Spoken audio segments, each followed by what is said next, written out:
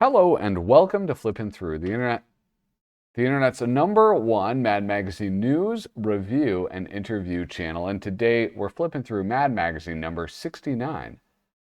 Nice.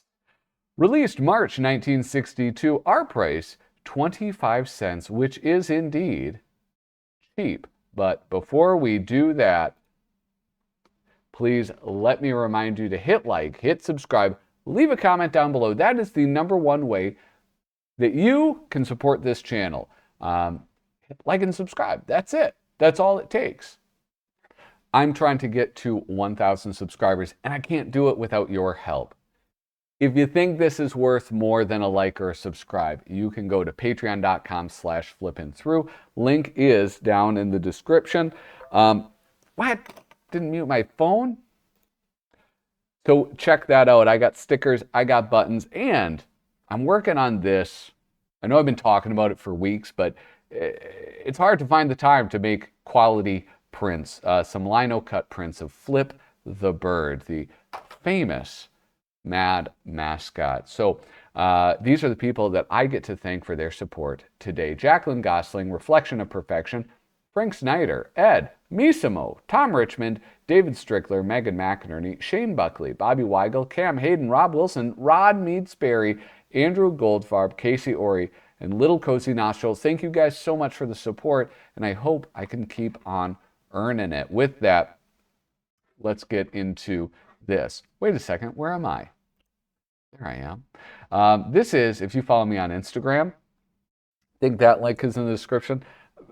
I just posted this because I just bought it. I was at old comic book college and picked this up with one other issue. They're MAD magazines. Somebody must be buying them besides me because it's becoming slim pickings. This is a beautiful Kelly Freas cover.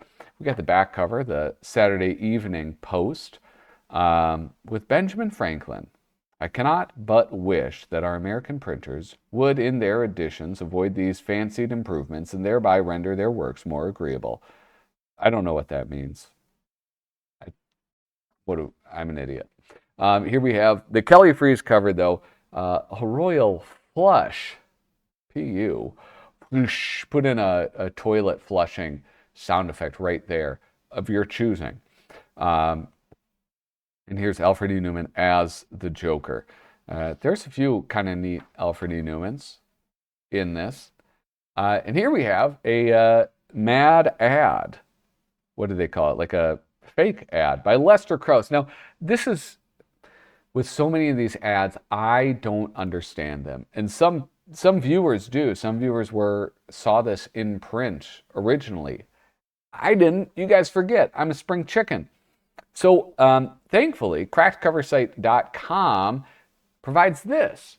On their thing, they have right here at the top, you can click ads, and then you can look up all the ads by name. So this one was under L for Liberty Mutilate.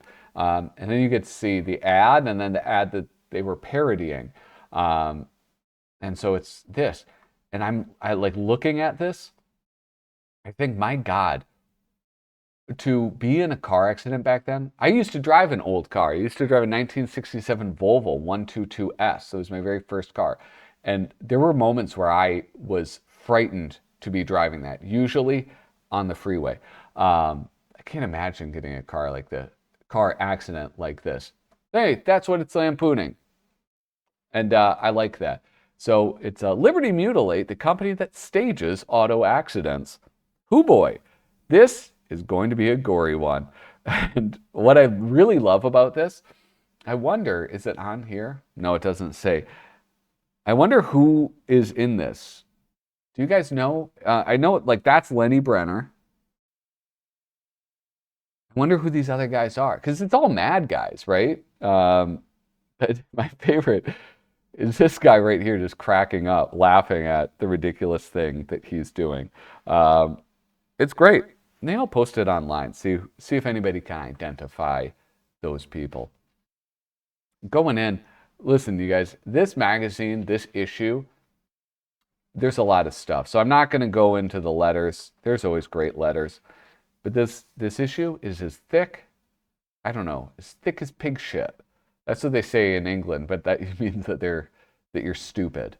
But I mean it, it's like it's a substantial issue, and it's like full of great artists and great writers.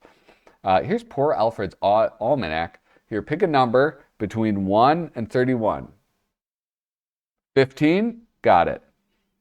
Bernard Baruch forgets to advise Coolidge, 1926. Maybe for somebody more learned than I, that joke makes sense. And here we have some beautiful Wally Wood artwork and some writing by Don Riley. Don Riley. I've never even heard of this guy, Don Riley.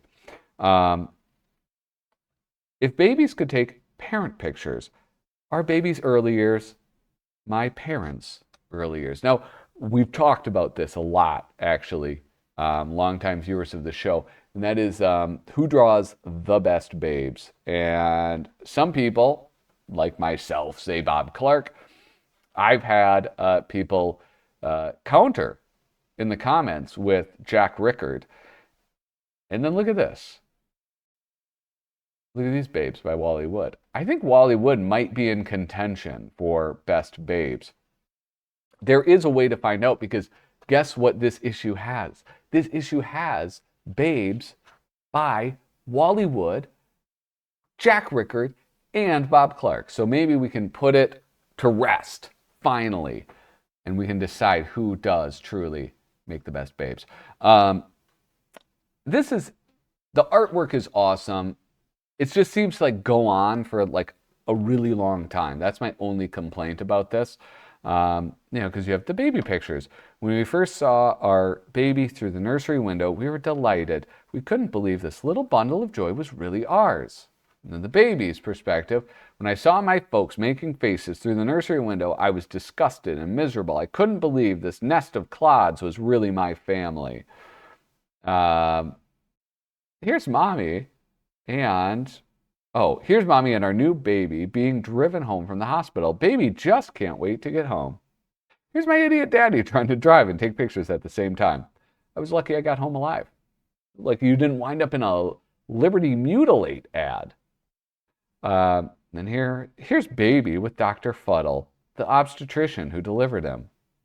Here's daddy when Dr. Fuddle, the obstetrician, delivered his bill. It is kind of fun. I find like this annoying, like the kid writing. I never find that amusing. I don't know why. Just if the kid can think, why not just like give the kid the ability to spell? It is kind of fun seeing it from two different perspectives. So I like the concept. I just don't like all the reading. Are you kidding me? Here's what baby looks like with his first set of teeth coming in. Here's what daddy looks like with his fifth set of teeth coming out. Dude, how early did people lose their teeth back in the day? Shouldn't that be granddad? This was probably my favorite one. Here's baby trying to blow the candle on his first birthday cake. Here's daddy calling the doctor because I couldn't blow out the candle, so I ate it. Anyway, we're going to move on. MAD previews the top news stories of 1962. Artist Joe Orlando. Writer Larry Siegel. Is anybody else dying from allergies? I didn't know I had allergies until this year. I'm like, my nose is running. I'm sneezing like I don't know. What sneezes? I'm sneezing like a giraffe. It's out of control. Russia's hopes for manned moonshot fades.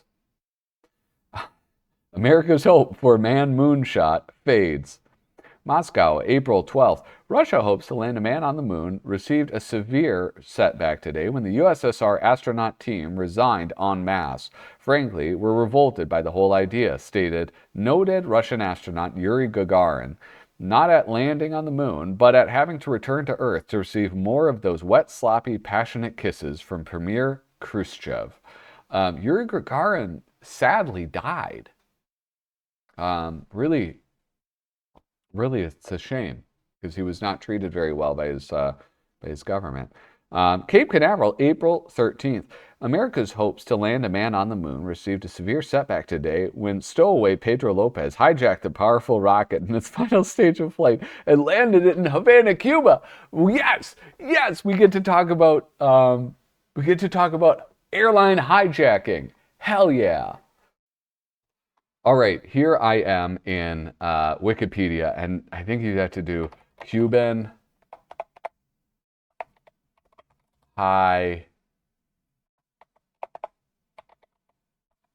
hijacker.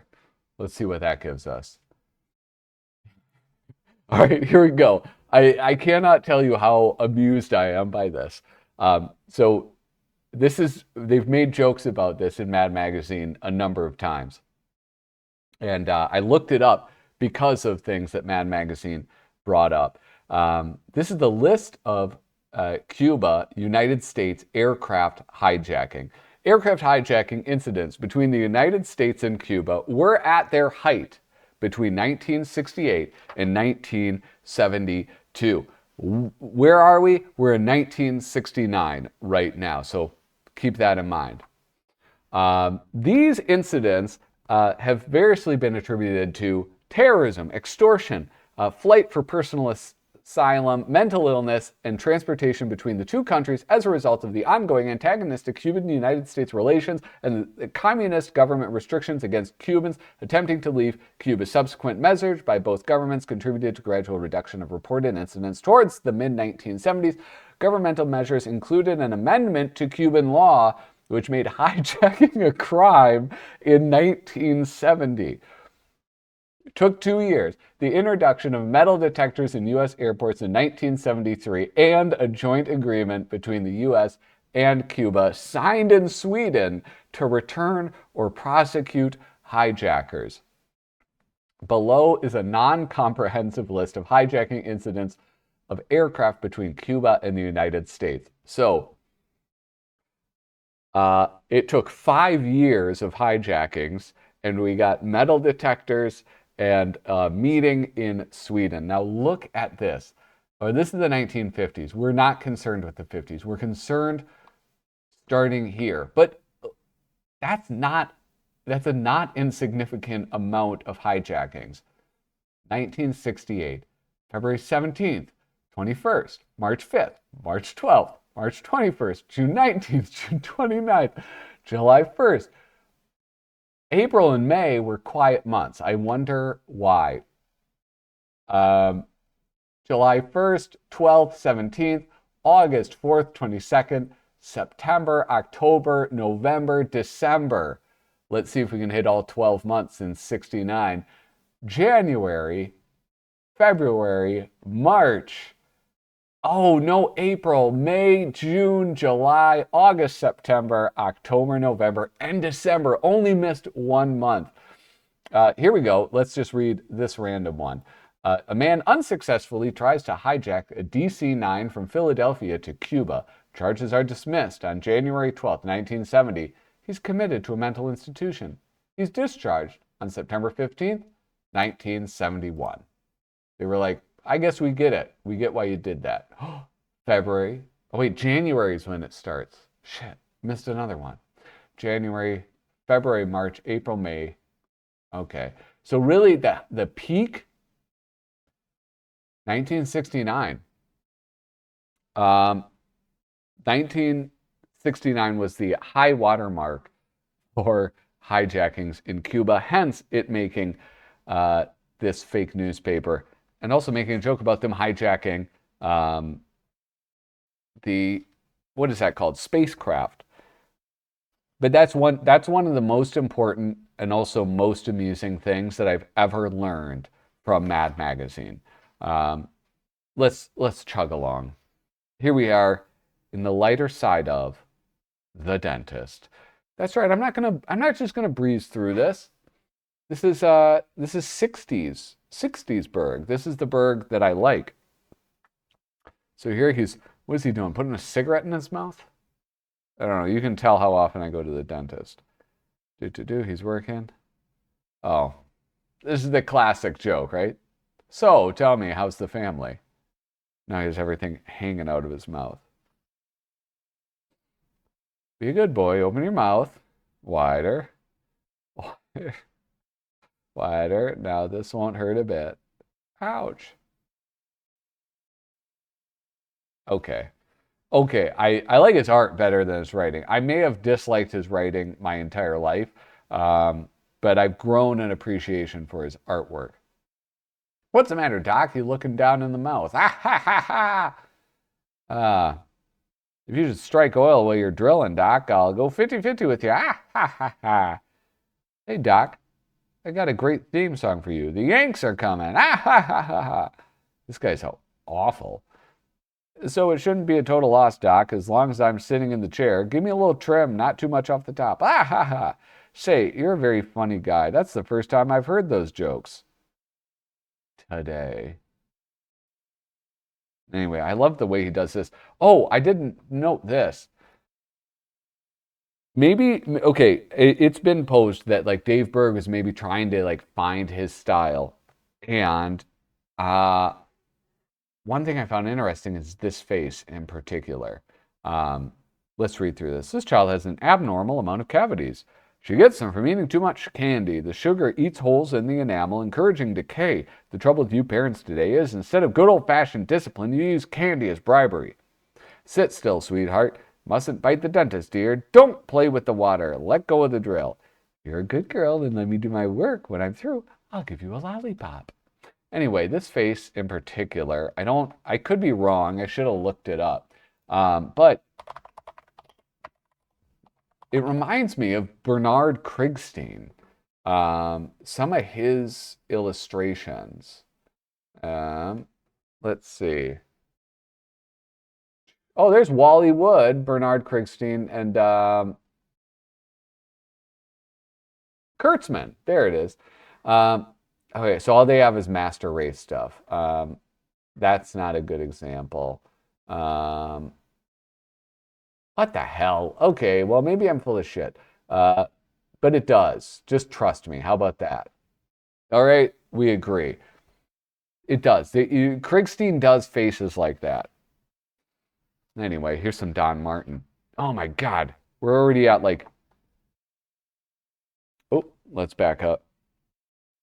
Here we have The Painter, and we're already like nearing... We have 10 minutes left. Just one more dab of red for the nose. Today, these fools out there will realize who is the greatest miniature portrait painter in the world. There, that'll be all for today, Miss Jones. He's a miniature portrait painter, not a miniature portrait painter. Really depends where you put the commas. Now, I want to sing this so badly. There are so many great things here. Fight songs for schools that can't afford major sports. Obviously, Frank Jacobs doing the writing. George Woodbridge doing this beautiful artwork. You know what one I love the most? Well, this is obvious. This is for chess squads, but I really like this drawing. I don't know what it is about it. I think it's because it's so loose. Bishops away, my lads. Bishops away. Move up those knights and pawns and keep your queens in play. Castle your kings, my lads. Don't hesitate. Whoops, guess we told you wrong. He's got you there, checkmate. Boom. Name a better singer.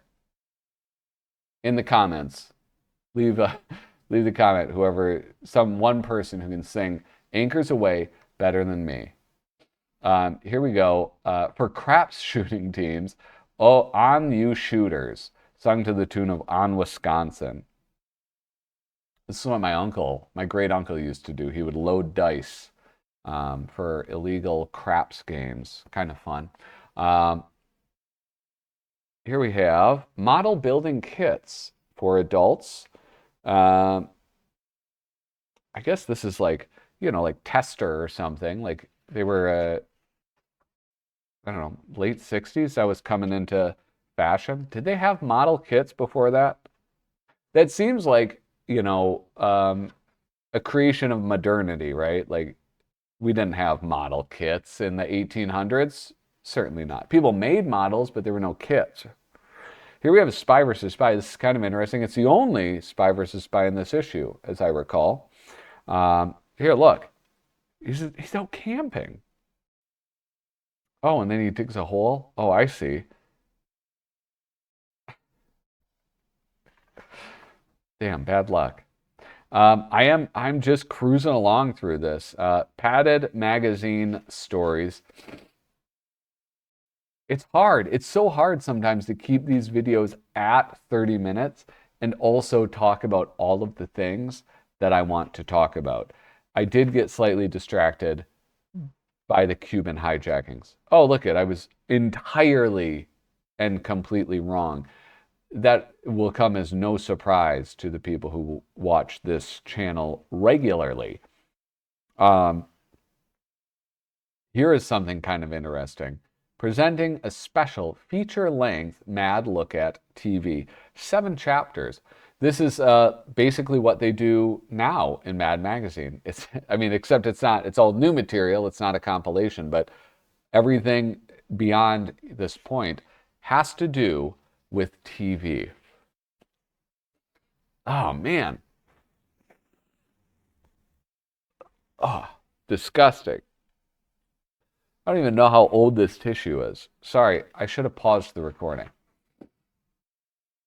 If TV shows were actually like their capsuled descriptions. Now, you young people who watch, looking at you, Ollie, you might not realize that there was this thing back in the day. There was one TV Guide, which was a book that you could buy. Or if your parents were cheap and they didn't buy TV Guide, just the newspaper would have listings of TV shows and like when they were on and sometimes like a brief blurb. This TV Guide always had the blurb. In my newspaper, they did not always have the blurb. So if you wanted to watch something, you could just look it up. It was actually kind of cool. So Channel 11, Bold Journey. Tonight, Dr. Leonard Seawald shows us some film he shot while visiting the savage head shrinkers of the Upper Amazon. Jack Douglas is host. Welcome to Bold Journey. I am your host, Jack Douglas, and tonight we're going to meet Dr. Leonard Seawald, who will show us some film he shot. It's just exactly what he said.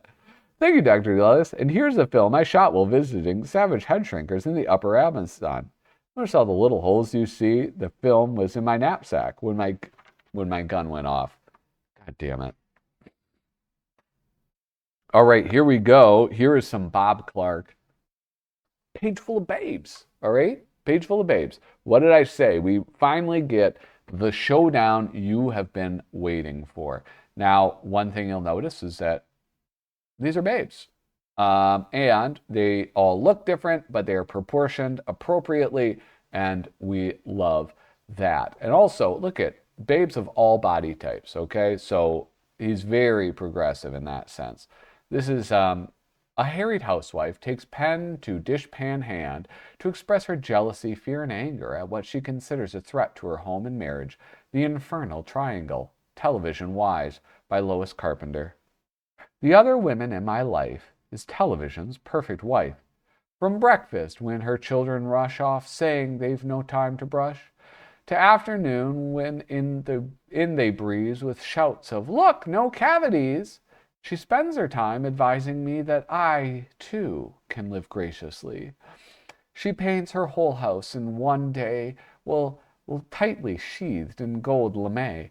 She mops her floors in 4-inch heels, and half the time, the ad reveals, she wears white glove, exquisite taste, to shine her shoes with some new paste. And still, this marvel of our sex has leisure left to test brand X. No wonder her sink's white as new. I use 1 can, she uses 2. I scrub and scrub each dirty dish, while hers comes clean with just 1 swish. To top it off, she then demands that I admire her lovely hands. At 5 she sprays the stale old air, puts pipe and slippers by his chair. Her powder And martinis dry, she greets her husband. I could cry. When mine comes home, his heroine, in dungarees and double chin, sits watching TV's Able Bride, and contemplating suicide. Damn, what a downer. That is a great, um, that's a great one though. Man, Lois Carpenter. Good job, Lo. Anyway, oh, look who it is now. Some TV ads we never got to see. Now, let's look at Jack Rickard. So you'll notice Jack Rickard is obviously an extremely talented artist. Beautiful women that he can draw. Wah wah, wee wah. But look at their odd proportions. Arms are kind of short. Heads are a little bit too big. I mean, look at body positivity. We love that. But come on. Especially now, I know it's not fair. I'm just taking like one thing that Jack Rickard did and one thing that Wally Wood did and one thing that Bob Clark did. But are you looking at any of this and saying Bob Clark isn't the winner? Anyway, oh no, we're going late. This is going to be a 30-minute episode. The Stone Age trend on television. First off, get a load of this lettering. Artist Mort Drucker, but wow, that's freaking cool. That looks so awesome. A little stippling there for the shading. A little drop shadow. Boy, oh boy, that looks great. Here we have Adobe Gillis, Pallid Un, and then Lazzy. Help, I'm sinking in this quicksand. Look, Lazzy, someone's in trouble. We've got to save him. Good girl. And then less violent TV shows. George Woodbridge, again, doing some fantastic artwork. His artwork he can do so much. He's amazing. And then TV dinners to match the TV shows. Let's zoom in on this one. Oops, wrong way.